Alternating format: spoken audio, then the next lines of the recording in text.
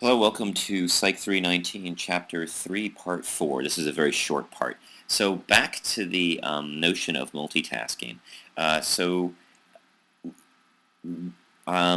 Back in, I guess we're talking about where this bottleneck occurs and where we can, how does multitasking work, how are we able to keep track of all this information that's out there in the world. And a very, very important experiment was done by Hal Pashler in 1993. And so subjects are given two things to do. Dual task. It's cross-modal, like one involves visual attention and one involved auditory attention.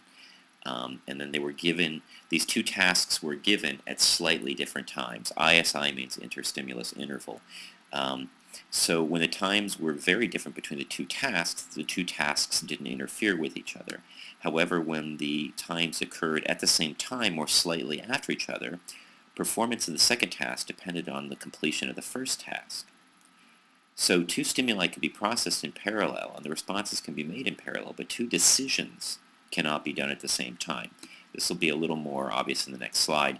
We call this the psychological refractory period, meaning that there is a point between two decisions where there's a certain amount of time that has to exist. You need to be able to complete decision 1 before you start decision 2. So here's a cartoon that demonstrates how that was done. So you have two tasks, one up here, one down here.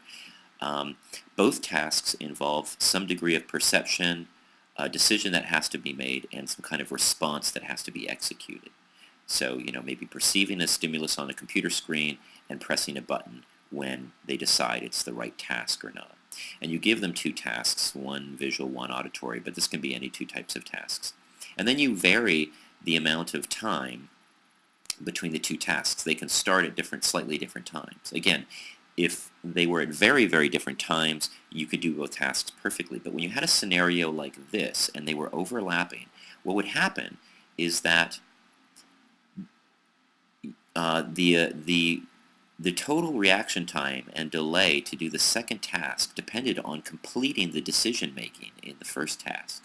So you wouldn't actually start making a decision for the second task until you had finished making a decision for the first task. And you can see that you can execute something based on the decision for the first task while making a decision for the second task. You can do two things at once in this sort of respect. I can make a motor command and complete a manual response while deciding something else. But it was impossible to make two decisions at the same time, and that was the critical variable.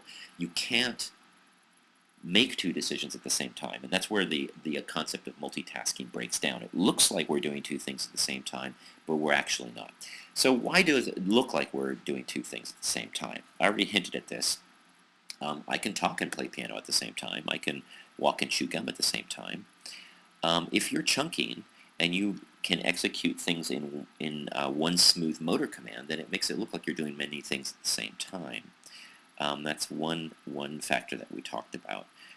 You can also switch your attention back and forth. I can pause my speech while deciding to play a passage and then resume speaking while my body executes the complex passage. So I can execute motor commands while making decisions. I just can't make two decisions at the same time. And that's the essence of multitasking. And you can think about scenarios where this applies in your life and challenge yourself. See if you can actually do two decisions at the same time. You'll discover that it's actually quite difficult while we think we can do that. Anyway, so this wraps it up for attention. Hope you had a good time. Take care.